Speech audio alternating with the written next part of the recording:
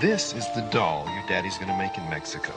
And this is the factory where we're gonna make her and sew her little dresses. Isn't she beautiful? May I have one, Daddy? From the moment they met, I'm gonna love her so much. it was a fairy tale come true. Good night, Dolly. Sweet dreams, Dolly. But this is where the fairy tale ends and the nightmare begins. Dolly?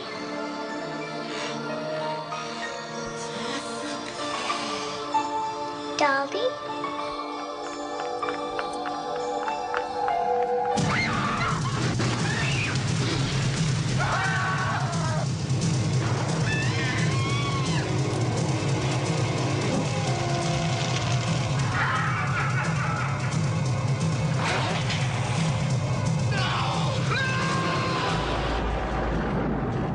It's time to play. Play with this, bitch. Dolly, dearest.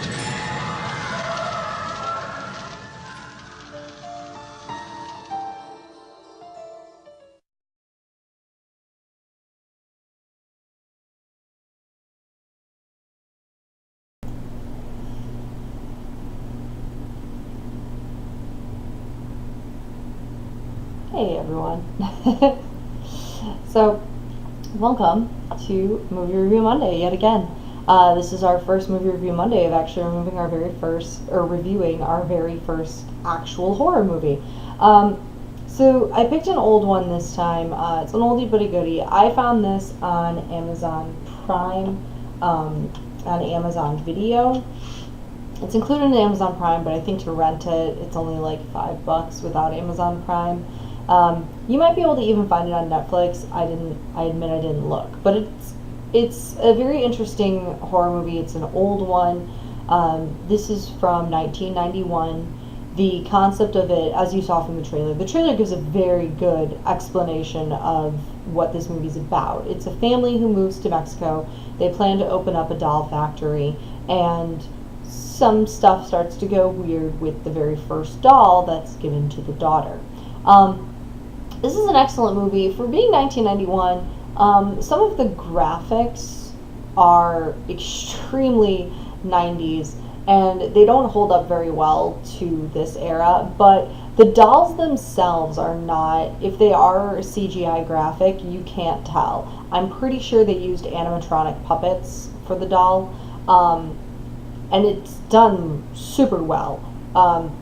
For being 1991, 1991 was not the greatest for CGI graphics, but they knew animatronics. They know how to do it, and they know how to do it well. And they definitely did so in this movie. It's no exception in this one. And I also kind of want to start off with pointing out, this movie was very impressive in the sense that they knew how to even properly do a trailer. A lot of movies, I feel like, especially horror movies, they give away the best parts in the trailers. And they either give away the best parts in the trailer, they give you this extremely incorrect, like opposite idea of what the movie's supposed to be about, or they end up with a very boring trailer. It's very easy for horror movies to just mess up their trailers. That is one of the better trailers that I've seen for horror movies. It doesn't give away too much, but it does show you enough exciting things to make you want to see the film. Plus, it's one of my favorite parts of the movie because I'm a total dork and I think it's super entertaining. But the 12-year-old swearing was kind of funny and badass all at once. It's really entertaining for me. I feel like in the 90s is when you could get away with, it's so weird to think that back then is when you could get away with letting kids say these kinds of things. I feel like you can't do that so much anymore. And it was just really cool to see how good of a trailer that was for the 90s.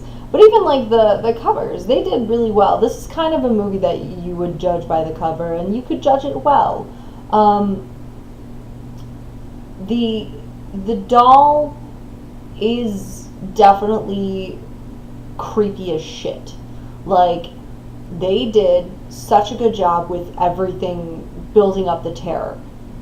one of the biggest things that you hear people note about certain horror movies, I feel like especially possessed object type horror movies, is that the pacing is usually terrible.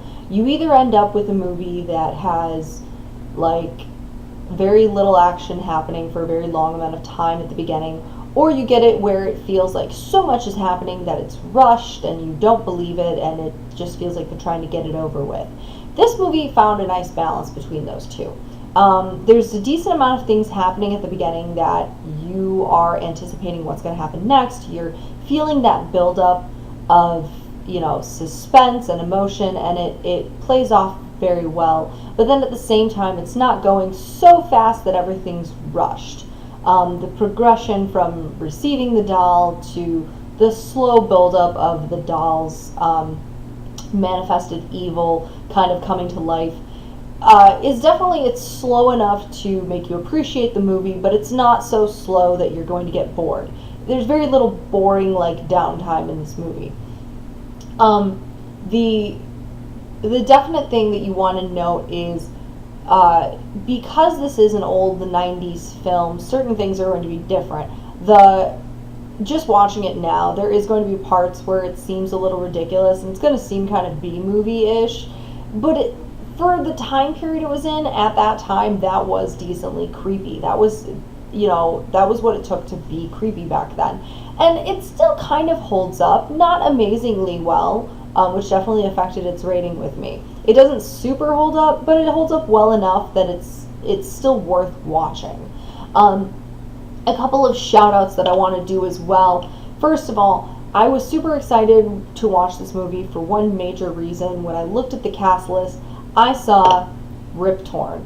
And let's be honest, Rip Torn is amazing. If you've watched Men in Black, you know him. This was Zed in Men in Black. If you've watched Dodgeball, this was, I admit I forget his name in Dodgeball, but this is the dip, dive, duck, and dodge guy. And he's such an amazing actor. He has such a range.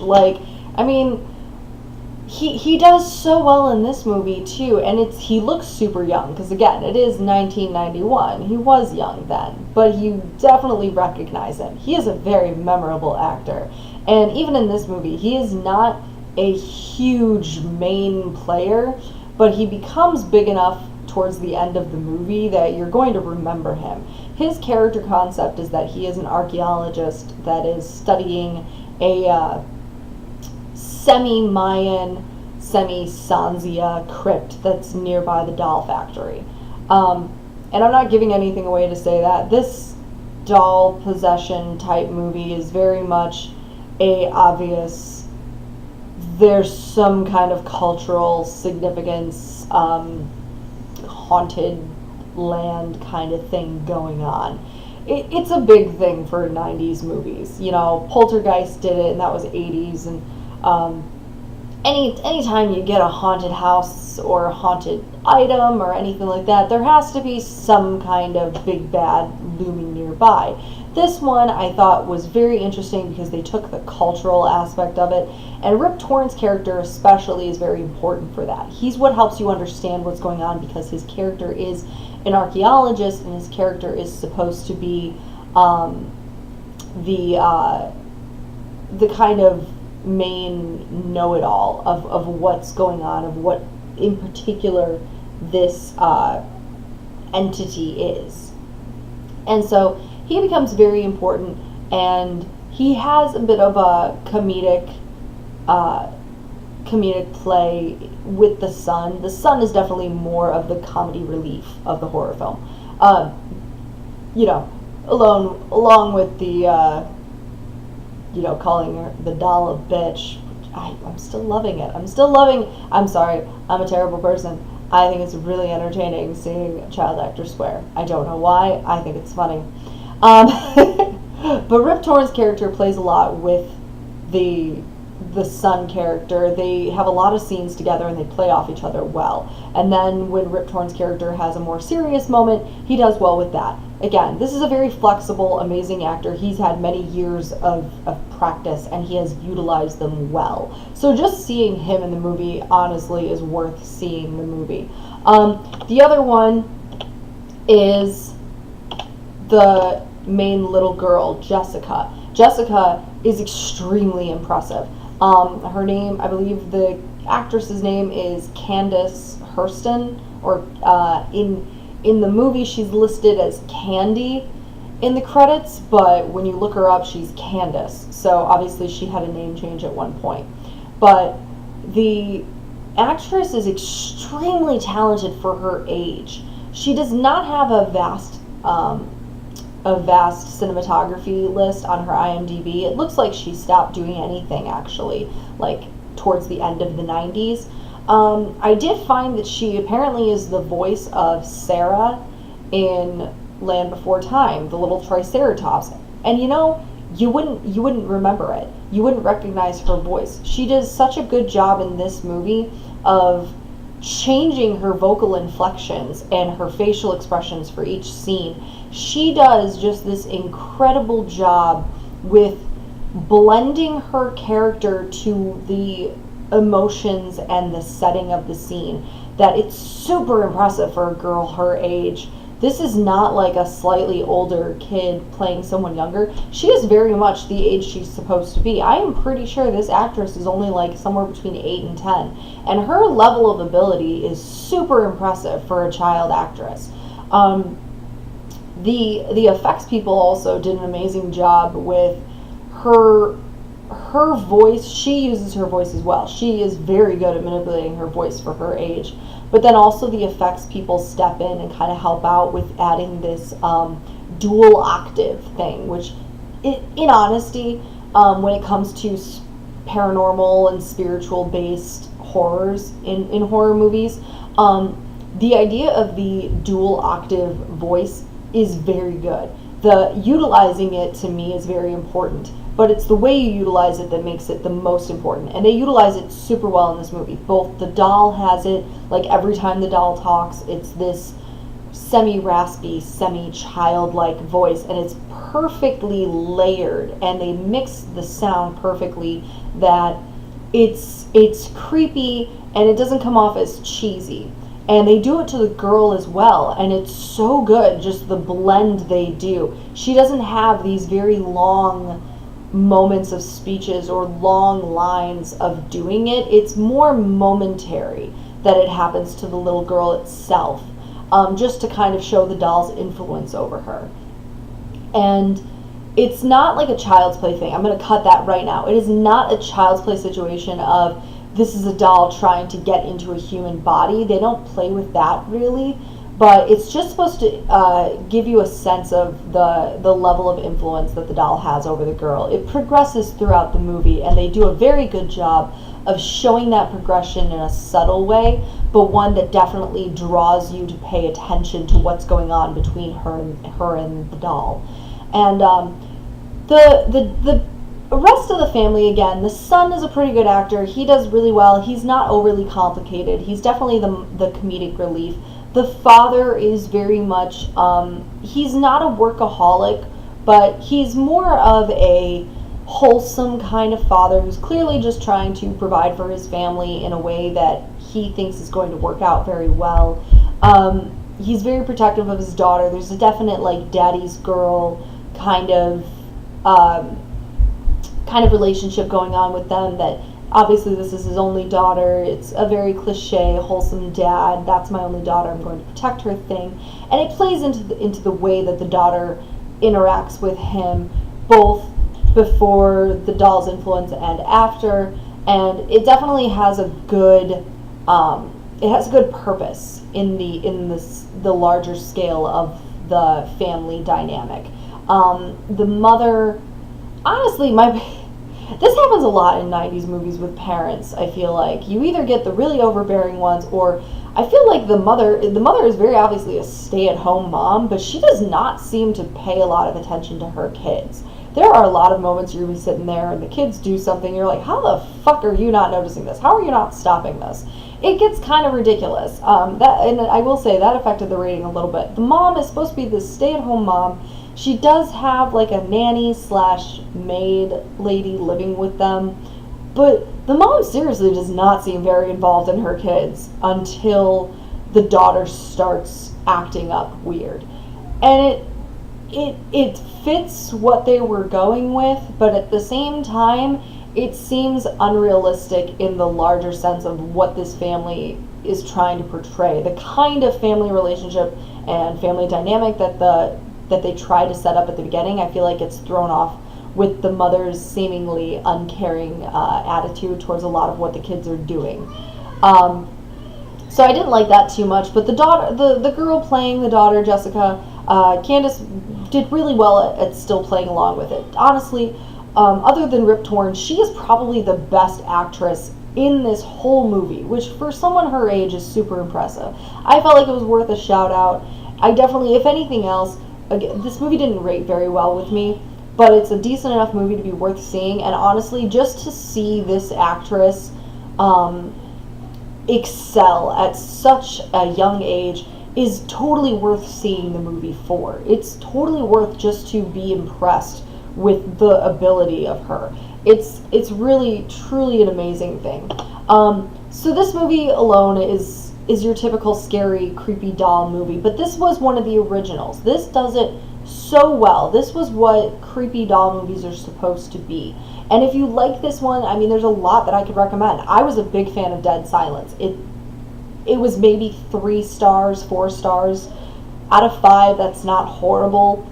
It's not a bad movie. It has moments of being lame, but Dead Silence is an amazing one. I always will recommend Child's Play. Cult of Chucky is on Netflix right now. Definitely watch it. It continues the story a lot, and Brad Dourif still playing Chucky is amazing as well. I mean, let's be honest. That's incredible that he's still voicing it, and like, they didn't even let Robert Englund still do New Nightmare, and they fucked up with that. So having the original Chucky still be Chucky is perfect in my opinion. These doll movies, especially around Halloween time, these are amazing movies to do. And the makeups that you can do with it are also incredible, and they're not super complicated. They look more complicated than they are. Creepy doll movies to me are in the scale of spooky things for Halloween. It's like clown movies are top because clowns are always creepy, but creepy doll movies are right second place. And Dolly Dearest is an amazing one to see. Again, graphics do not hold up well, but the animatronics are better than most movies you would even see nowadays. They took great care with the animatronics of this doll. So definitely appreciate it when you're watching it. All in all, in the end, I did give it 3.5 stars. I had nothing but good things to say in this review, but again, there are moments where the fact that it's a 90s movie shows way too much. It does not hold up well enough in 2017 to be given a 5-star rating. In 1991, it would have been a 5-star rating, I'm not going to lie. But it does not hold up super well. So 3.5 stars, that doesn't mean don't see it. It means go see it. Just have realistic expectations of what you're seeing. Just remember, this is a really old movie, but appreciate all of the little details they put into it. Appreciate the real effort that was taken to make this a good movie, because they took a lot of effort into it and they did an amazing job with it. I was really truly impressed with it. So that's Movie Review Monday this week. I attempted to keep it a little shorter, which is also why I did do a special effects makeup this week. However, I'm not going to have a video on here attached to show you how to do this, because while this is not the most complicated of makeups, this is a lengthy makeup. This takes time. My makeup video I tried to do for it was going to go up to like a half hour. It's too long to spend. Honestly, I will make another video separate of this another time this week. I will make another video showing you guys how to do all of this, and I'll try and keep it to a relatively, manageable time frame. Until then, if you want to do this, honestly, it's a super simple makeup. You could easily, it's really just white body paint, take black, and make sure you get the eyes and just fill the cracks as you please. I like, even though you're not seeing it under my wig, I like to get really in depth with it. I do cracks in the ears. You don't have to even have so many cracks. You could have 1 or 2 holes. I know some people who don't even paint themselves white. You can keep yourself skin tone. There's so many ways to go about doll makeups. I might even do, if I do a lengthy video, it's going to be different levels of how to do this makeup, different variations of it. So thank you guys for watching. I apologize that I don't have a makeup attached this week, but again, I hope you guys look forward to when I do make the makeup video. Don't forget, we are going to be hopefully finishing Outlast tonight, 9:30 Central Standard Time. Also, I have been promoting it online. I wanted to shout it out. November 4th, we are doing my very first 24-hour stream. I am partnering with Extra Life and Twitch Kittens, and we are doing the charity stream for Extra Life, hashtag for the kids. I am personally raising money for the Anne and Robert H. Laurie Children's Hospital here in Chicago, and I'm hoping that you guys will help me achieve my goal. I currently have a goal of $500. I went a little high with my goal because any amount is appreciated, and I want to get I would like to get $500 to donate to the Children's Hospital, but even if we get half of that, so if we even get just $250, that would be amazing. We are already $50 in, so if we just even get $200 more, I would really love it. I would love to be able to donate that to the Children's Hospital.